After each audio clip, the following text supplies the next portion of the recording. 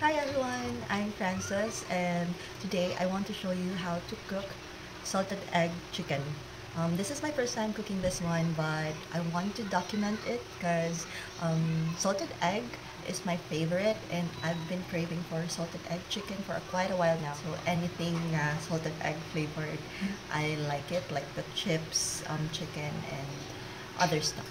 I've tried katong Frankie's na salted egg chicken before, and then I've been looking here sa Cebu na kanang mga mamaligya og inana nga flavored chicken, but well namin na try before kato si Don John's, but it doesn't it doesn't taste the same with Frankie's. So um, it's been a while that I really want to kind of eat salted egg chicken.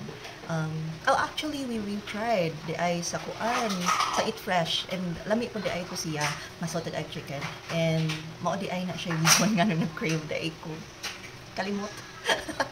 And yeah, I want to try cooking salted egg chicken, and this is my first time to show everyone how I cook here in our kitchen. So come on and cook with me. So I have here all the ingredients that I will be needing sa pagluto sa salted egg chicken, and of course the star of the night, which is the salted egg. Is it what you like salted egg?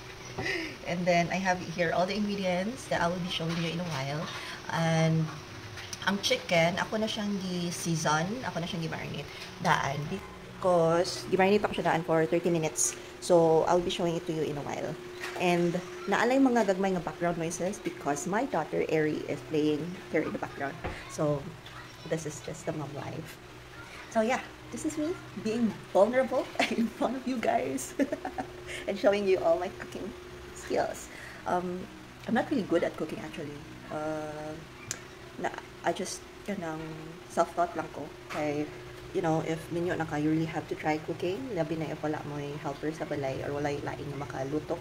So you really have to cook kay very gasto ang sige order or sige palit sa gawas. And it's not really practical right now.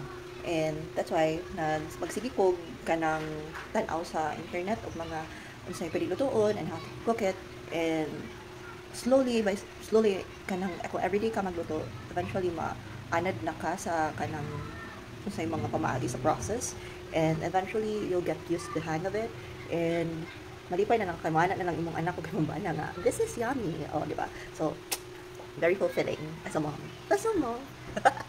So yeah, let's start. Cook with me right now. This is seasoned na nga kanang chicken breast ni siya, but kay basi ni makitaan mo na itambok na ako lang siya gisagulan og baboy kay gamay ra ang ako napalit nga breast chicken. So na ako na siyang gi-season with salt, pepper, paprika, garlic powder. Yeah, that's it. So I have also here the flour, the coating that I'll be using para i-coat ang chicken and the pork. So this one is just flour and cornstarch and everything seasoned used sa chicken. So like the paprika, the pepper, salt, and garlic powder. So this is everything. So I'll just be coating the chicken, and I'll get back. This will be the ingredients para sa ato ang coating sa chicken na salted egg. This one, the salted egg, of course. And I have here evaporated milk, garlic. Ang garlic, depende lang kung sa mo kaganahan o garlic. So, we like garlic here sa house. Munang daghan ako ang ibutang. And so, just, adjust accordingly sa imong case. And then, we will be also using butter. Tapos ko na litan isa na ingredient. Sa sema oil. So, ihagol na ko na siya together with the salted egg na coat. Sauce. Sarsa. Basta ka muna bahala guys, kasabot na mo ala. Okay, dagko na tampanan. So, right now, diba, nakapugong na ko. Kay, I want my hair na nakapugong. Basta magluto ko para wala yung mga hair fall. Sabi na nako nga na ako'y alopecia, so daghan din kayo hair fall.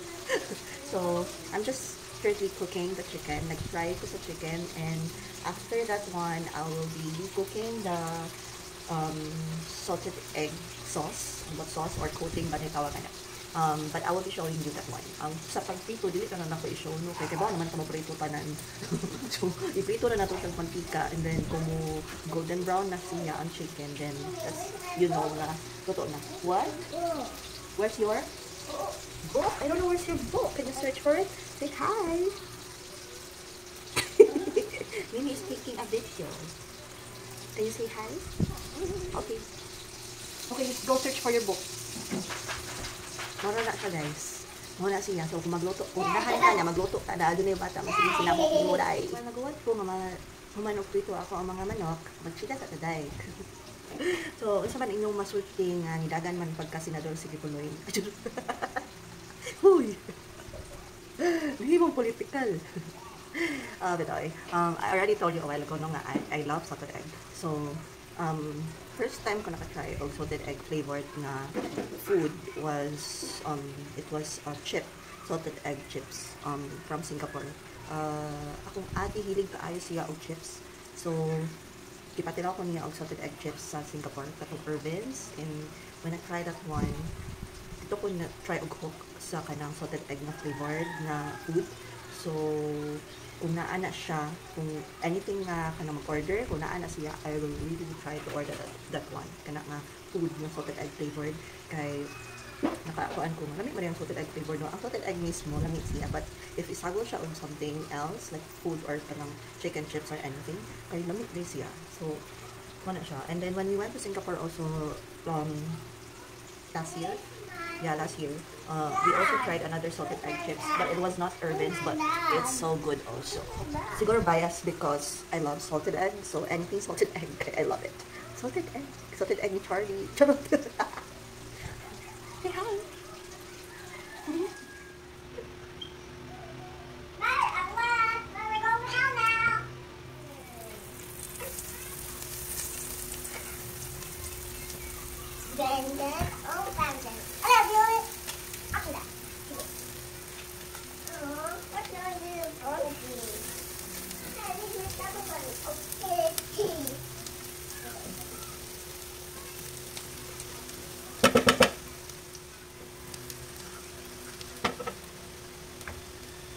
I'm so excited!